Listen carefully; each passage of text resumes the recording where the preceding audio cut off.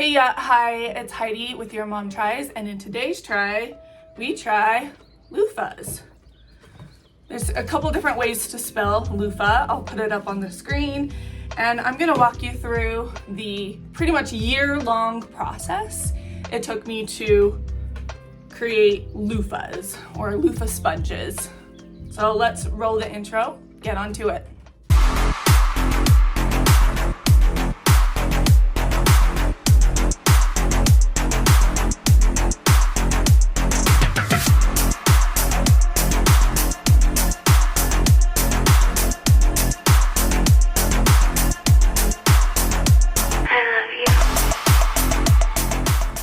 I fell in love with the idea of growing my own loofahs to make for sponges for like dishes or for the shower. And so this is what the end product is.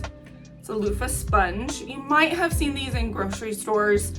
They're natural loofah sponge. No, they don't come from the sea. Oh, hi cat. They don't come from the sea. They actually come from the garden. So last year, January, I started thinking about loofahs and ordered my seeds. And I started them in March inside my home in an indoor growing situation, and then transferred them out into the garden. And so this has really been a year-long project for me. We're gonna walk you through all of the stages till the end product of a loofah.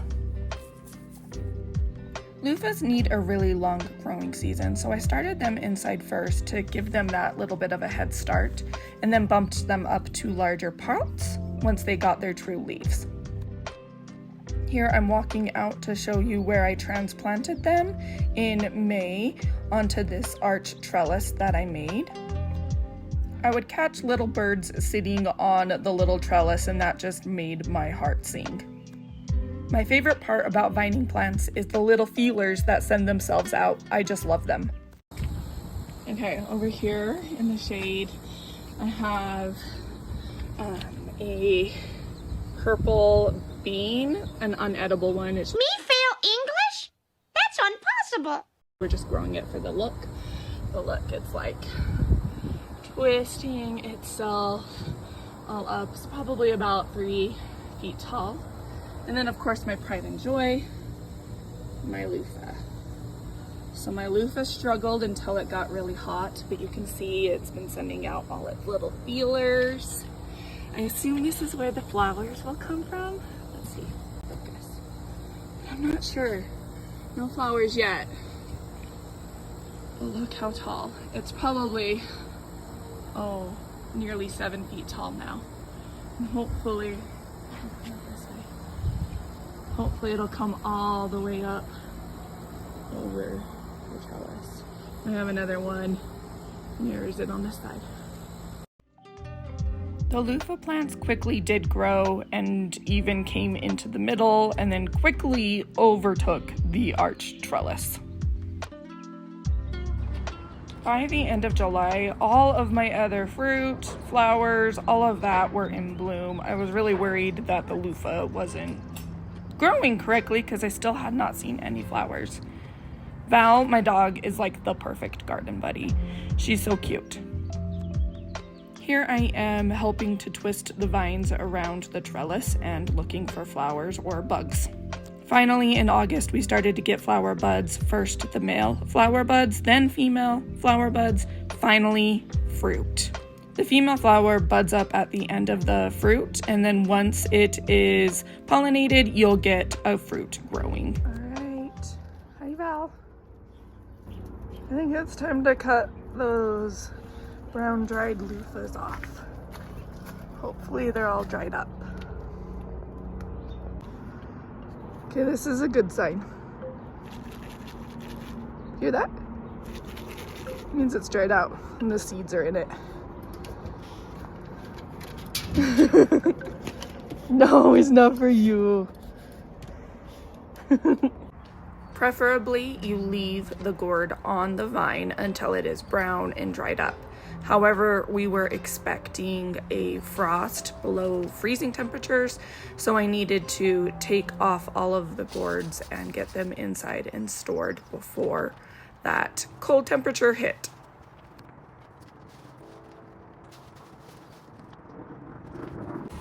you can see my beautiful arch trellis kind of collapsed under the weight of all of the vines and the fruit. So next year I probably would use something a little more sturdy than what I ended up getting from the hardware store. So like maybe like a cattle fence or something like that. I sped this up obviously, but I think it's super satisfying to see how much you can actually get done within a few minutes of cleaning up these vines. I did have to clip some of the vines off and not just fully rip because they were so interwoven within the grid of the trellis. I thought I had even gotten all of the fruit, but apparently not. I still found some. Oh, there's 2 more.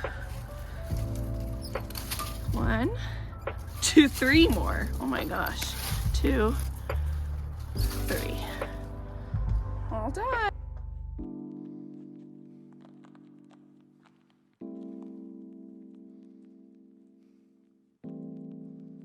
I have here a loofah that dried on the vine. This was one of the first ones that produced. And you can hear a lot of seeds inside. So we'll open this one up.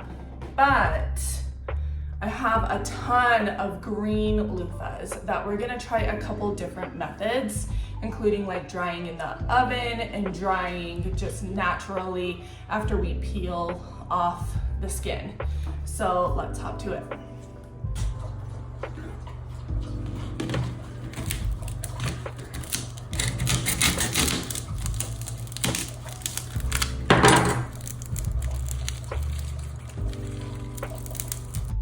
I did look up several different videos on how to do this. Most made it appear so easy that you would just pop open the bottom, slide your thumb up through the gourd, and be able to pretty much peel it off all in like one smooth motion.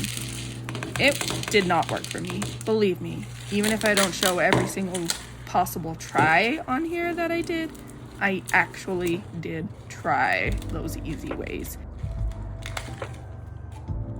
Alright, that's really not coming off.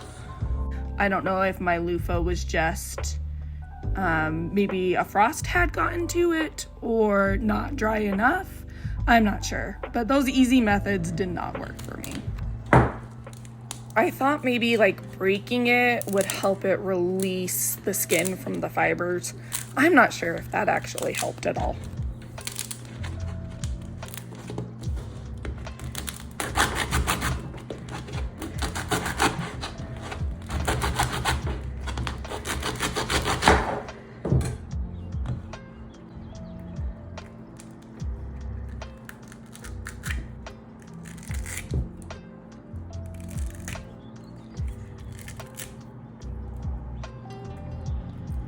Here I try processing one of the green ones, cutting off the end and the top, and then seeing if I could peel it again with my pliers. I even took like a thin knife to the middle and tried just to cut around the outer skin. None of it worked.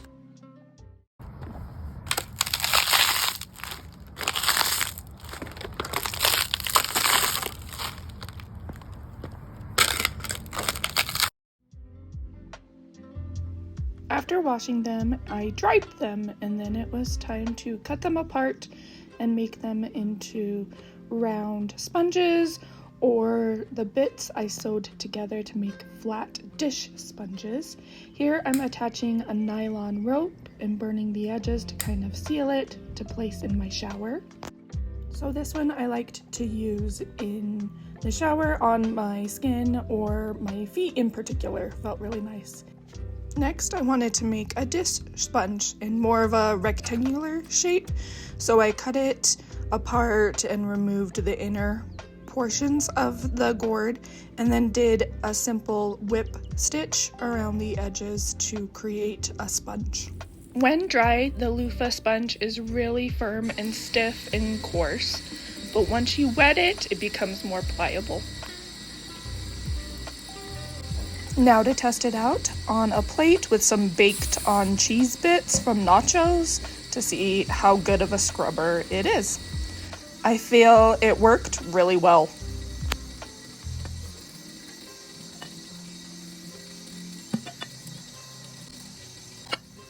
Then I rinsed off and took out any cheese bits and set it aside to dry for next time.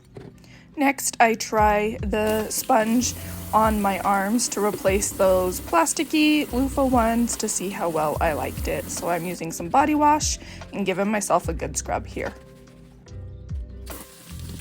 All right, so would I try loofahs again? I loved the plant. I loved how green it was. I loved how it smelled. It smells sweet like a honeysuckle plant. Not a ton of maintenance. I loved that they attracted bees as well, but I'm not sure I would grow them specifically for the sponge. Again, it seemed like a lot of work to me. Maybe it's my growing zone that it's not long enough to let them really come ripe on the vine and dry out, that I struggled so much when they were at this stage to be able to peel them and get to here. Other people I see having a lot more simple, easy time doing it. I did not. So I think I would grow loofahs again, but maybe not have the expectation of getting them all the way to a sponge. I do like how they feel on my feet for the exfoliation. I don't like how they feel on the rest of my body. And I do think that in the when I'm doing dishes or like pre-scrubbing the dishes for the dishwasher or anything like that, those are nice. Those are helpful. And I think it's a good alternative way to then introducing plastics or microplastics into the environment, because these are 100% natural, biodegradable. They're just gonna have a lot of benefits that way. So nice, but would I do it again? Probably not. All right, thanks for coming on this try with me of loofahs. And remember, all tries are good tries.